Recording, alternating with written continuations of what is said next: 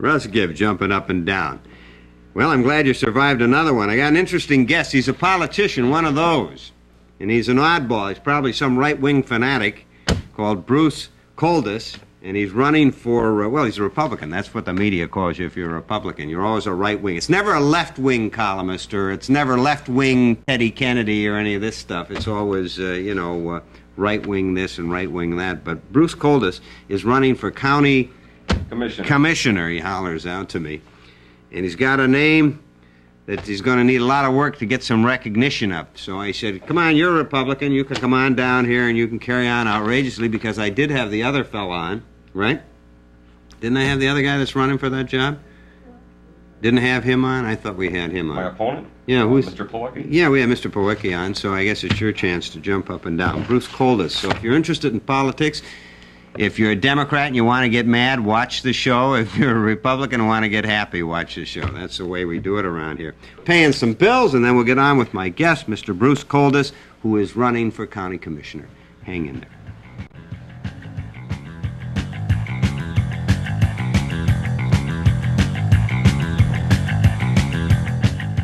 Back again. My guest is Mr. Bruce Coldis, spelled with a K. With a K, right. K-O-L? D-Y-S. D-Y-S. And a gentleman who is running for? Wayne County Commissioner. Bruce, where are you from, and how did you get involved in all of this? Well, I'm a lifetime Dearborn resident. Dearborn, Michigan? Yes, okay. Lived here all my life, except for a little stint down in Florida. Okay. And I've been involved with the Republican Party and in politics for, I would say, 5 years. So you're definitely a Republican? Oh, definitely, yes. Is your brother involved in the... My brother? Yeah, yes, he's the chairman of the 16th District. Oh, okay, that's why I would know the name. That's maybe where I get a little bit of my politics from. Well, now, why did you decide at this time, Bruce, to go after the county office here? Well, be honest with you, I guess I just turned 30. You turn 30, you start to look at yourself, and it's something that I've always wanted to do. And, you know, you're not getting any younger, you're getting older, and I figured you're only on this earth one time, as far as I can count. And the opportunity presented itself to run against Mr. Pawlicki, who is my opponent. And I feel that I'm qualified, though I'm not a lawyer or a doctor. I feel that I still am qualified enough to hold the position, and I feel that the attitude and the perception of government that I would bring to it is quite opposed to what he is and the Democrats offer. You are not a lawyer. No. Now, see, that's a plus in my book. I agree with you. I get a little worried about the influence of lawyers. In fact, I think it's over. There are too many lawyers in government, frankly, today, in my opinion. So that's a plus as far as I'm concerned.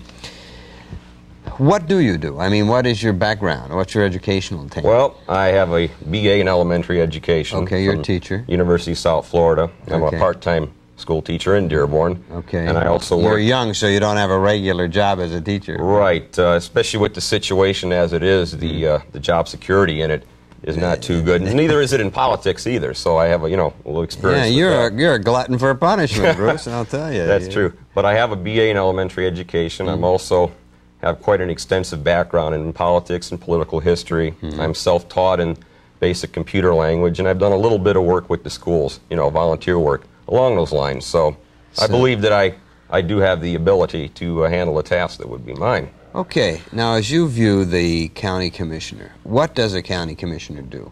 Well, under the new charter, they're more of a legislative role now that the county commissioner has. And basically what it's really boiling down to now in Wayne County, it's boiling down to really one basic issue.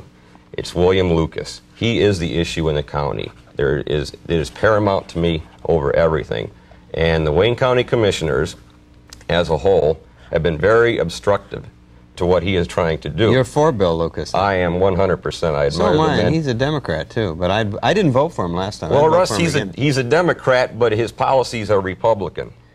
Yeah, well, his policies tend to make sense. That's, he just has a lot of common sense. That's why I believe that the Democrats didn't take him to their convention. He was not invited to the convention, and I think that's exactly the reason, because he does make sense in the county. And my position would be, if elected as county commissioner, to support his policies, not blindly. Now, Bill Lucas isn't perfect. I forget the man's name, but he tried to appoint a sheriff a while back. Right. And the judge threw it out.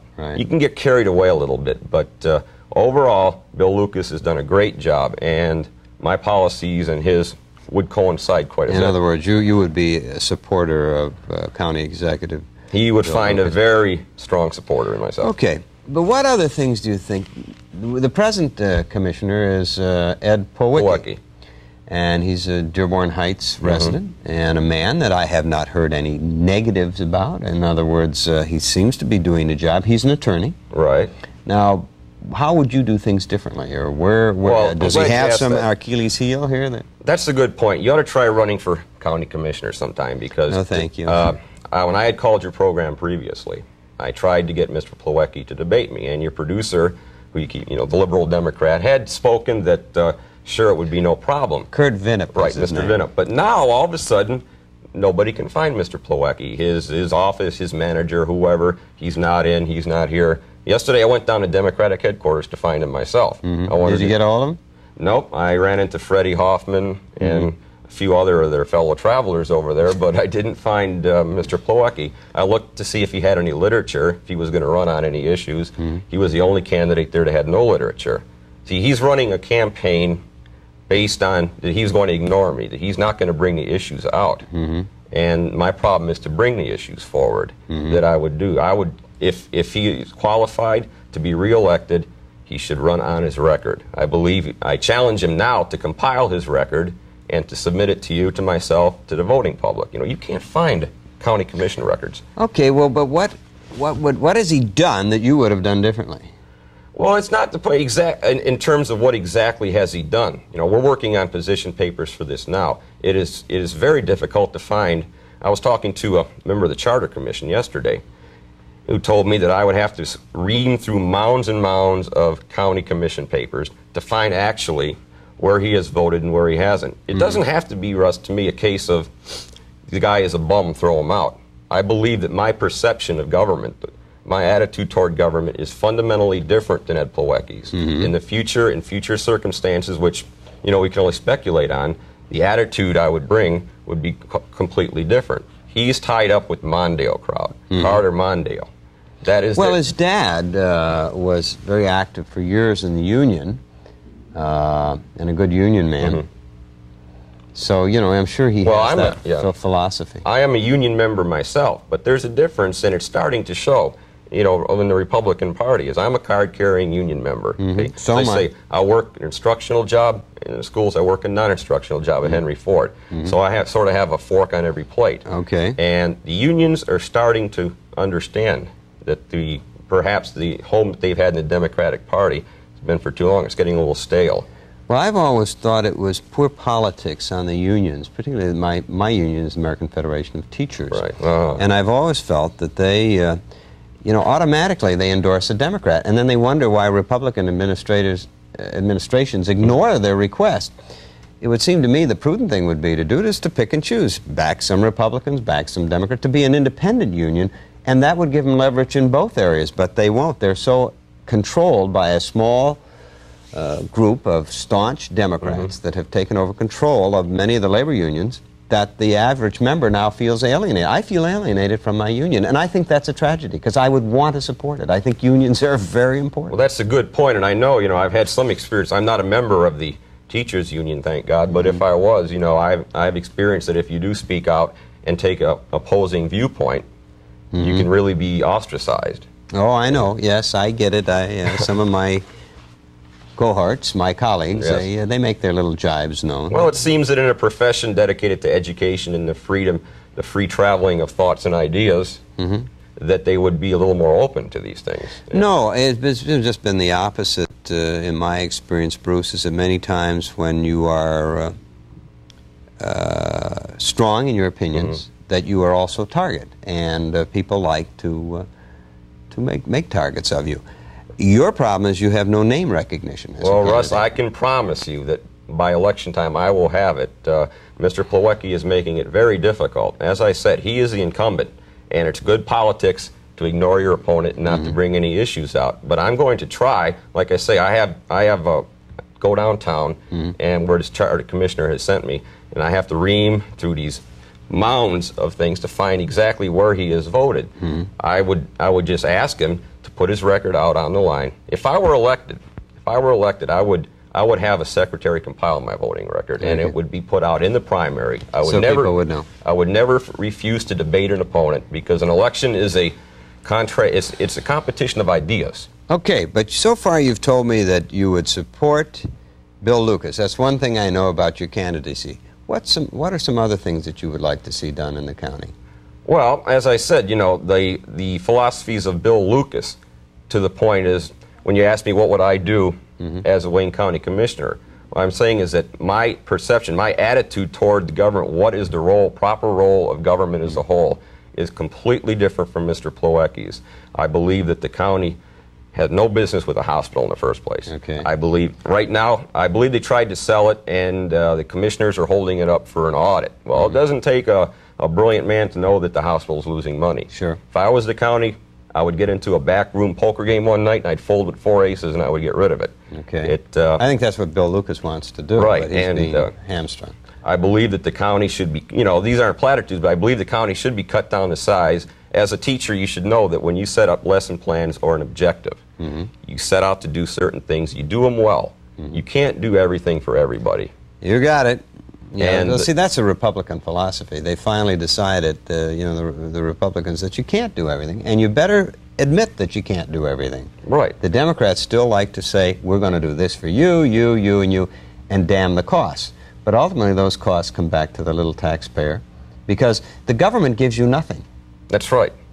Nothing. It all comes from us anyway. Exactly, sure. It's union members and non-union members.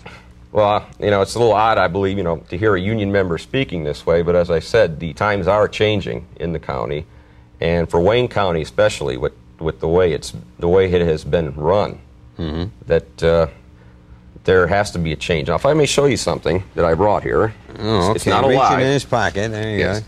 It's a little wrinkled, but I believe that this, I could show it. This is the Detroit Free Press editorial of July 15th. Okay, what does it say? Okay, this should be required reading from kindergarten on up. Well, Okay. probably recommended you, right? No, they haven't. They didn't mention the race because it was not a primary. These are primary people who have primary opposition. But the basic things that this editorial says shows up the failure of the county commissioners, what Bill Lucas has done. I can't believe that I am in agreement with the Free Press on anything rather than it's a sunny day. Yeah. But maybe they're changing over there too. But this Well, editorial- you know, even the Free Press liberals are beginning to realize that somebody has to pay for all this, and that I think Bill Lucas is, you know, on his way to bigger and better things, because he's Absolutely. doing a great job. And you know, if you're going to ride on that Democrat, I find it interesting though that a Republican is riding on a Democrat's coattails in that sense. Of course, you're really going to be on Reagan. If Reagan takes the sweep, and I hope he certainly does this year. You know, if you think you're watching an unbiased program, I got news for you. Maybe I'm biased toward Reagan. Well, we all have open minds, except some are more open than others. Well, I was at the Republican headquarters yesterday, and it might make you feel good, but they had taken a poll showing Reagan leading in every state right now. In every state. Right, and this is even after the Mondale-Ferraro shindig in San Francisco, that he made a bold gamble, and I think he lost. I really do. Well, you know what I think people realize is that we heard so much. The media really is partly responsible, because they had such glee. They took such glee in attacking Reaganomics. The bottom line is it's working. And the deficits. The Democrats are desperately trying to make, you know, prove that the deficits are because of the Republican president. But it was all those social spending programs that go back years Lyndon and years Johnson. when they were in Absolutely. control that they have put in place, and that's why we have the deficit. And they're not kidding anybody. They're not kidding one soul whatsoever. And, you know, it's an insult that they would try and use that on us. That you would think that the Democrats would be much smarter than that, than to come out flat out and use that game. Now, I don't know whether I'm going to vote for you. Well, Russ, I know Ed Plawecki. I don't think he's a bad guy at all. It's not a question if he's a bad guy. It's who has the potential to do better in the long run, who brings the right philosophy. Ed Plawecki has taken a really cavalier approach to this election. Well, I think it's a low profile. Well, low profile. He's got a good name. It's a Polish surname. He has a good, well, I'm Polish too. I'm a member of the Polish Legion of American Veterans, Post 75. You know, I'm as Polish as you can get, though I'm not going to make bumper stickers with solidarity on them like I believe his brother did. Koldus is Polish then? 100% Polish. But his attitude, too, bothers me to the election. It seemed that the minute he found out that I was in the race, he tried to buy me off by offering me a county position. Did he really? Yes, he did. And to me, this is an insult to try to buy off. Now, how did your he do that? I want to hear that because I think that's an interesting. Okay, what happened, Russ, was the minute that he found out I can't identify the intermediary at this time. So this is speculation. Well, no, I have a transcript of this recording, but what had happened was this was directly from the horse's mouth, so to speak, that if I would pull out and leave him a free rein, that I would be appointed to a county position. And I balked at that because... Well, who was this intermediate? This is an interesting charge you're making. I must say that that's interesting that you say a third party, because a lot of politicians use third parties. Well, I know that. At this point, I really wouldn't want to divulge it without talking to the third party. You really can't say that Mr. Powicki did I would be glad to come down here anytime and play for you the tape recording that you have from somebody else. We have. Well, who was that who has somebody been else? in contact with Mr. Plawecki two or three times about it. But you don't know Mr. Plawecki put him up to it. This person is very well known in politics and had spoken to This is the mystery man. This is our own Watergate. This is the mystery man. We've got a little Watergate. I don't know if I would like to say any more, but it's the attitude... Well, I'd love you to say some more. I want to find out who it is. The attitude that a contest, an election, that you would try to offer someone a county position. Here's another thing. You can't give out county maybe you were positions. qualified. You're not suggesting there was anything illegal in what he did. There may have been. I don't know if it is illegal or not to offer a county position. If we're going to get sued, I want you to be sued, okay? I don't mind. I have the tape recording. Well, I'm not, I want it on record. I'm not buying this story until it's documented to me. Okay, it's the attitude that he takes. The attitude he takes that it's sort of like it's just cavalier. Well, you're giving me a mystery story. This is a phantom charge. You're telling me that, the guy, somebody, some mysterious big shot called you and said, we'll give you a job, and this was really coming from Ed Powicki's mouth, and that he's really I'm trying to buy protect the integrity of the third party, but like I say, I wouldn't let you hear the transcript itself so you could verify that it was true. Plawecki may admit it himself, but there was an offer made, and it was not too specific. I wouldn't have taken it anyway because I'm running because I believe I can do a better job.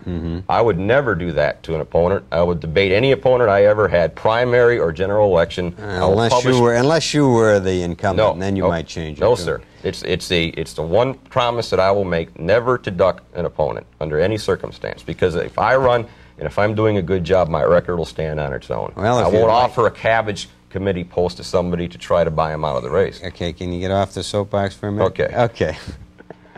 Bruce Goldus, I want to thank you for being my guest. I appreciate it. He's running for county commissioner. I hope perhaps I can come back sometime before. Well, if we have Ed on again, I'm sure you can come on. I'd like to be on with him. Thank you.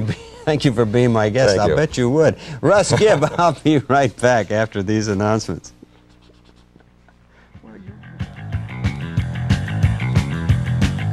As a candidate, if you sound like a candidate, Bruce Goldus, spelt with a K, and you may want to vote for the gentleman, or at least you may want to check his record further. For those of you who took time to view the show, I'd like to say thank you. For those of you that took time to drop me a card or a letter, I'd like to say thank you. But most of all, I'd like to thank you for just being you. Russ Gibb, at random.